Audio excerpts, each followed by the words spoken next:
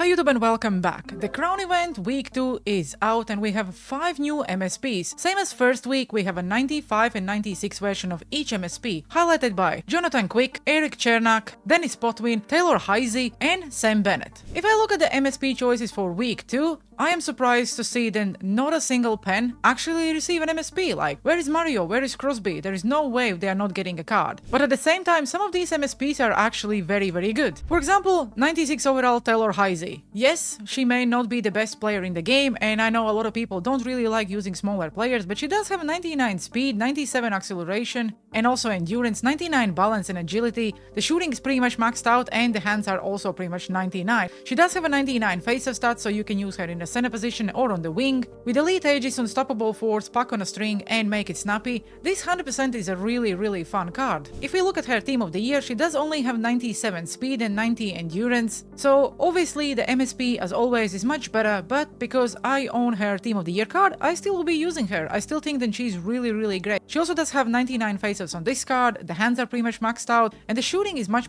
better, but I think that's because of the synergies. And I don't even want to talk about her X factor, like, come on EA, what are we doing? 85 endurance, only 91 speed and 92 acceleration. Yes, the shooting is pretty much maxed out except the slapshot power and wrist shot power. The hands are all 99, and yes, the face-off is also 99. But the skating stats are just a joke. The next one will be Sam Bennett. Not sure why he's getting an MSP. I get why he's getting an MSP, but like, is anyone actually making him? You can get his 99 fantasy card pretty much for the same cost, so I don't see anyone actually getting this card. Yes, he does have a free zone abilities if you make his 96 overall version, but like, come on EA. Once again, what are we doing? Unstoppable force, truculence, Bakatia, and close quarters of course will be fun. Pretty much maxed out shooting, the hands as well, 99 faceoffs, same as pretty much every other card, only 95 speed, but everything else is in a high 99s. Except the acceleration, but who cares about it? Like I said, you can basically get this fantasy 99 overall version of Sam Bennett for less than 500,000 coins, and he does have a 99 everything, almost everything.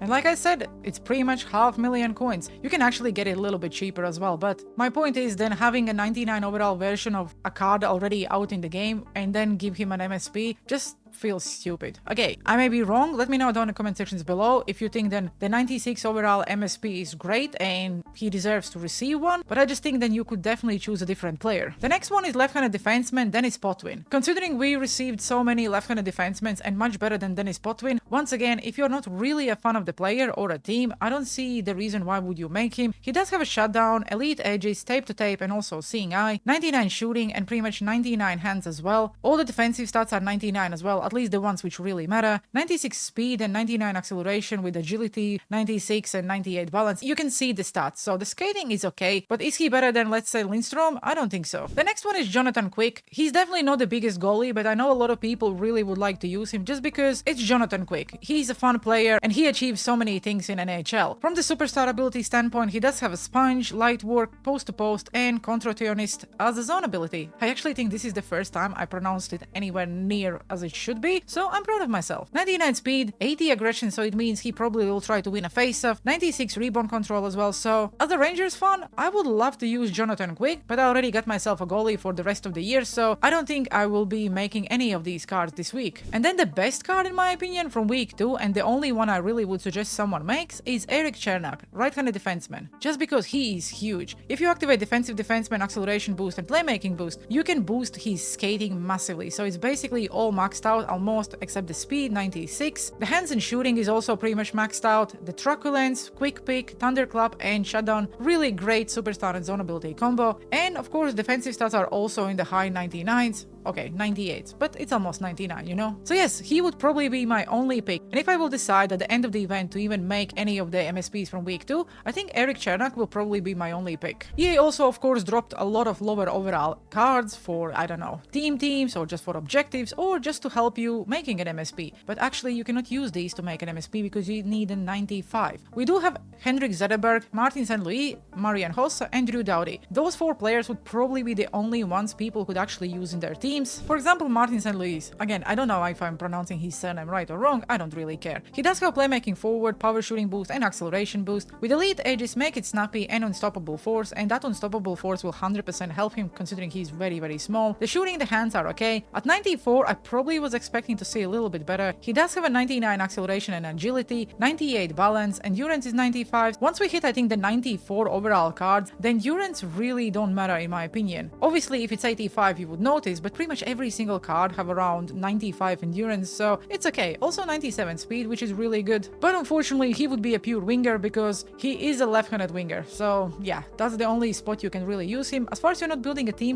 I'm 100% sure he's not making your team. The next one will be Henrik Zetterberg. Actually love to see that he's getting a card with playmaking forward, checking boost and pinpoint shooting boost, puck on a string, tape to tape and make it snappy. Again, 94 endurance, 95 speed, 95 acceleration, the agility you can get it all the way to the 99 and the balance also 97. The shooting is really decent, the hands are okay, and if you're a Wings fan, then probably this is the card you want to add to your team. The only thing I don't understand is how he don't have a 99 faces. 97 is still okay and I think it's pretty good, but like it's Henrik Zetterberg we're talking about. Come on, EA, give him a 99 faces stat. The next one is Drew Doughty, one of the best right-handed defensemen usually in the game. His 93 overall card probably would not make a lot of people's team, but still, really decent stats. If you activate offensive defenseman, pinpoint shooting boost and defensive boost, you can boost all the shooting stats pretty much to the 99. The hands are only 92, so that's quite interesting. The defensive stats are good. He does have a 95 speed and acceleration, some about the agility, and 94 balance and endurance. Quick pick, heat seeker, and shutdown. This probably is my favorite defensive superstar and zone ability combo, just because I really love heat seeker and I think it's one of the most, if not the most, OP ability this year. Shutdown also really great for defensemen, and quick pick is just because I love poke checking. And then the next card is Marian Hossa. Again, if you're building a team, then you probably are very happy. Unfortunately, he's another left-handed winger with 95 speed and acceleration and agility and 94 balance and endurance. The shooting is pretty much the same as every other card and the same about the hands, so there's really nothing screaming that you really need to add this card to your team. But again, if you're a fan of the player or you're creating yourself a team,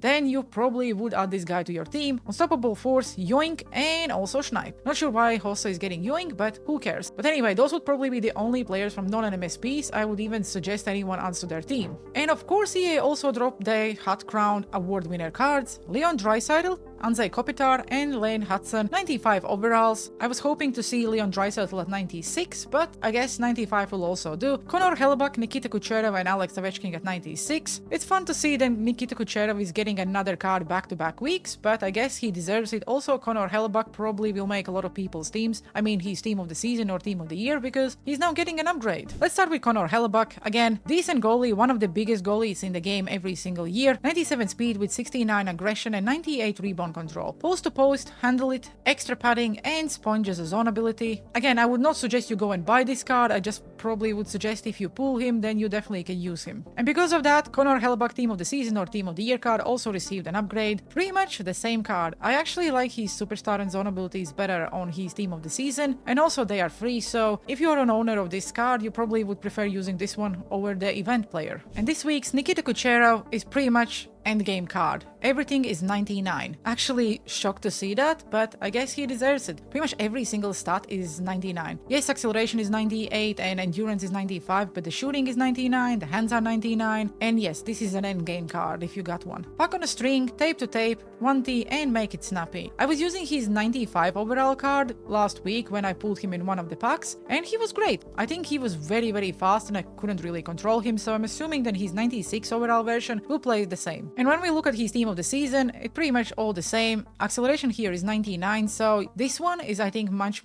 better than his event card as well, and also have a free zone abilities and superstar abilities. When it comes to his X factor, once again, the endurance is only 87, and all the stats in general are worse than his event card or let's say team of the season or team of the year. The hands and shooting is really good. Every other stat except the skating is awesome, but come on, the skating is just not good enough. The next one will be Alex Ovechkin, and I am assuming everyone, okay, not everyone, but almost everyone have his 99 overall card already, but if you don't, this is an insane card. With sniping forward, checking boost, and defensive boost, make it snappy, elite edges, standard clap, and 1T of course. 99 shooting, the hands are quite interesting because the deking is 94, offensive awareness 99, and yeah, passing is also 95. I was expecting all 99 as well. The body checking and the strength is also 99, and defensive stats in general looks really good. When we look at the skating stats, it's all 95 except the balance, which you can boost all the way to the 99. So if you don't have his 99 overall MSP, this is definitely a really good alternative. And the card a lot of people were waiting for, Leon Draisaitl. Like I already said, I would love to see his 96 overall version, but unfortunately it's 95. The shooting is all 99, the hands are quite interesting because the deking is also only 91. The skating stats are okay, 97 speed, 95 endurance and balance, and also agility, and of course acceleration as well. So usable, but I was hoping for a little bit better considering how he's playing in real life. Also 97 face-off stats only, come on, give him a 99. Everyone deserves a 99 face-off stats, it's June. Superstar abilities will be Elite Aegis, Unstoppable Force, Make It Snappy, and Snipe as a zone ability. In my opinion, his team of the season finally is looking better than his event card because the stats are just much better for shooting, for hands, and also for skating. So once again, I'm regretting not making his team of the season card, and I will probably need to just live with his X Factor. Even if it means that I need to wait until he gets actually some decent upgrades, because this card is still quite meh.